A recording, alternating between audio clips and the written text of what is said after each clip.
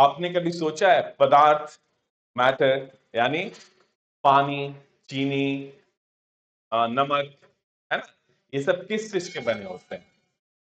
यानी जो मैटर है वो अल्टीमेटली किस चीज का बना हुआ है? तो मैटर जो है ना अल्टीमेटली परमाणु एटम का बना होता है। ठीक है, जैसे एग्जांपल ले लो आप चीनी। तो आप क्या देखते हो चीनी में? छोटा छोटा दाना देखते हो चीनी का। अब एक जो दाना है वो किस चीज का बना हुआ है, तो उसको तोड़ते जाओगे उतना तो आप तोड़ नहीं सकते हो, इसलिए हम लोग क्या करते हैं उसको पानी में घोल देते हैं। ठीक है, तो जब उसको घोलोगे तो क्या देखोगे ना कि वो जो आपका चीनी है वो एकदम छोटा छोटा छोटा छोटा और छोटा होते जाएगा, छोटे छोटे कण में डिवाइड हो जाते हैं। वो कण क्या है? तो आप जब देखेंगे जैसे मान लिया मीठापन रहना चाहिए, जो चीनी का कैरेक्टर है, जो प्रॉपर्टी है कि मीठापन देता है, वो रहना चाहिए।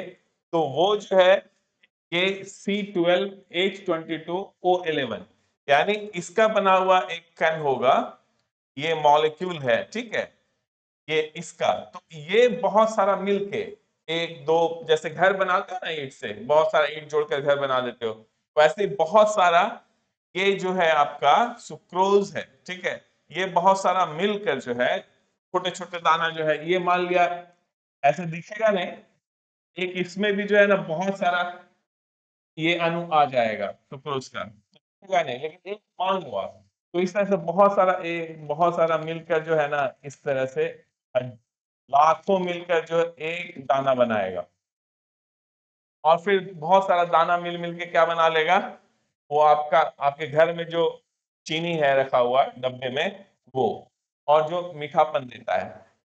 तो यानी कि जो चीनी बना हुआ है इस मॉलिक्यूल का बना हुआ है, लेकिन जब ये मॉलिक्यूल जब देखोगे आप तो ये भी तो किस चीज का बना हुआ है? कार्बन का बना हुआ, हाइड्रोजन का। इसमें 12 गो कार्बन है, 22 गो हाइड्रोजन है और 11 गो ऑक्सीजन है। तो ये जो है हमारा सुक्रोज जो है इसको भी हम लोग तोड़ सकते हैं, कार्बन में, हाइड्रोजन में और ऑक्सीजन में। इसको क्या कहते हैं? एटम। तो और परमाणु। फाइनली जब आप देखोगे टेबल शुगर तो किस चीज का बना हुआ है? कार्बन का, हाइड्रोजन का और ऑक्सीजन का। लेकिन जैसे ही आप इसको सुक्रोज को कार्बन, हाइड्रोजन, ऑक्सीजन में तोड़ोगे ना, ठीक है, तो इसका मीठापन गायब हो जाएगा। मीठापन जब ये साथ में मिल के आ रहा है तभी इसी की वजह से मीठापन है। यानी इसका जो यूनिट है, जैसे ईंट भी तो परमाणु का बन, जैसे घर जो है वो ईंट का बना होता है, तो यूनिट क्या हो गया? ईंट हो गया, ब्रिक हो गया। लेकिन आप ईंट भी जब देखोगे ना तो जाओगे उसको तोड़ते हुए, ईंट भी हमारा क्या है? मैटर है, ठीक है, पदार्थ है। तो उसको भी जब तोड़ते जाओगे तो लास्ट में जब देखोगे ना तो वहां पे भी एटम ही मिलेगा। यानी संसार में कोई भी चीज जो देख रहे हो आप, वो किस चीज का बना हुआ है?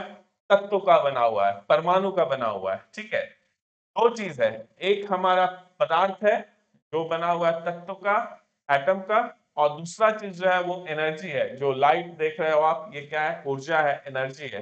तो ये दोनों चीज मिलकर पूरे ब्रह्मांड का, यूनिवर्स का निर्माण करता है। कौन कौन सा? मैटर और एनर्जी।